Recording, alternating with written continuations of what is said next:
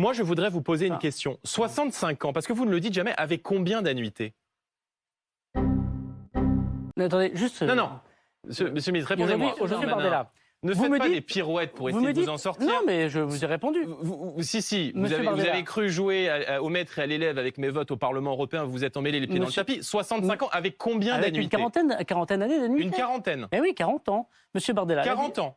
Donc vous revenez sur la réforme Touraine qui prévoit d'aller jusqu'à... C'était une accélération des cotisations. Non, je ne confonds pas du tout. Donc vous voulez faire travailler les Français avec 65 ans, mais vous ne savez pas combien d'annuités. Donc vous arrivez dans cette élection Monsieur Bardella, les gens, avec votre tante et votre couteau, comme ça, et puis vous modulez au fur et à mesure. Donc en fait, votre projet, c'est ça, si vous me dites qu'il faut 65 ans et 40 annuités, mais c'est n'importe quoi. Gérald Darmanin. Vous savez, il y a un sketch de Cadmerade, c'est Jean-Michel à peu près. Là, c'est Jordan à peu près. Bon. Oui, vous, c'est pas Jean-Michel comptable, excusez-moi.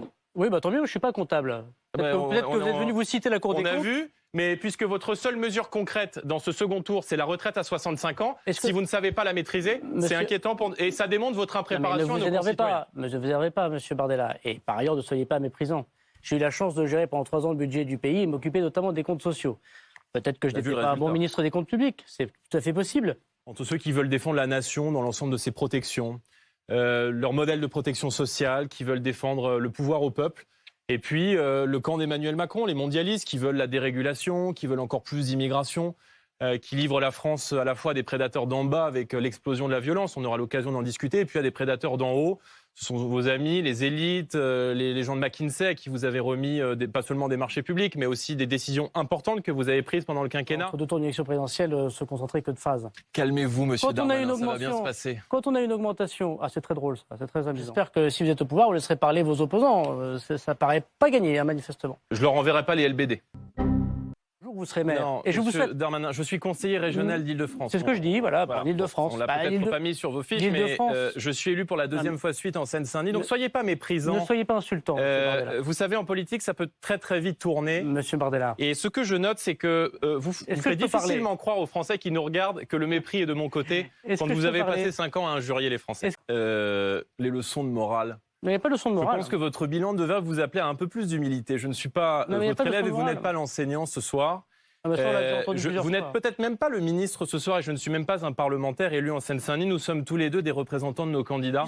Antérieure. Vous justifiez la session plénière antérieure avant l'attaque de la Russie. On comprend bien que vous ne puissiez pas insulter le banquier, mais quand même, c'est une question d'indépendance. Pourquoi vous êtes insultant, monsieur Darmanin? Nationale. Pourquoi vous êtes et le 7 avril dernier, vous êtes méprisant, monsieur Darmanin? Non, je ne remets pas les mains de mon parti entre les mains de McKinsey, voyez-vous. C'est exactement ce que vous êtes en train de faire avec la politique française aujourd'hui. Moi, j'ai vu à plusieurs reprises des militants être sortis avec tout autant de virulence de réunions publiques de La République En Marche, même des gens comme Apo d'ailleurs, le 18 mars dernier, qui posaient des questions à Emmanuel Macron sans que ça fasse une ligne dans vos rédactions.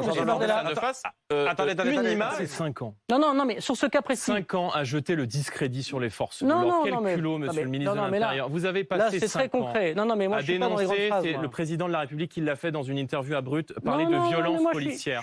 Votre prédécesseur, monsieur Castaner, a voulu poser un genou à terre devant les Traoré, c'est-à-dire devant tout ce que la mouvance anti-flic peut faire de pire et de plus insultant. Vous avez l'air, comme votre projet, extrêmement fébrile ce soir. À 28 ans. Mais le ciblage en matière de fiscalité, quand vous supprimez l'ISF pour les ultra-riches, quand vous faites la flat tax et que vous faites gagner 3% de pouvoir d'achat pour 1% de Français les plus riches, et l'Institut des politiques publiques qui me le dit, ça vous dérange moins le ciblage dans ce sens-là. Quand vous baissez les APL pour les jeunes, le ciblage, ça vous dérange pas?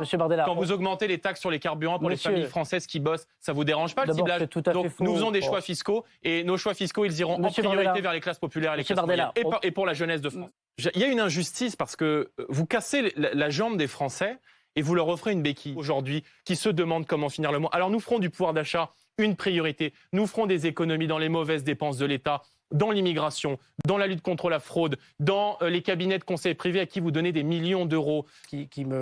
Qui me dégoûte un peu. Vous êtes mauvais comédien, monsieur Darmanin. Non, mais c'est pour ça que je ne fais pas de la comédie. Y compris tout à l'heure quand vous êtes levé, vous êtes très mécanique. vous êtes pris les pieds dans le tapis. Vous êtes très mécanique, monsieur.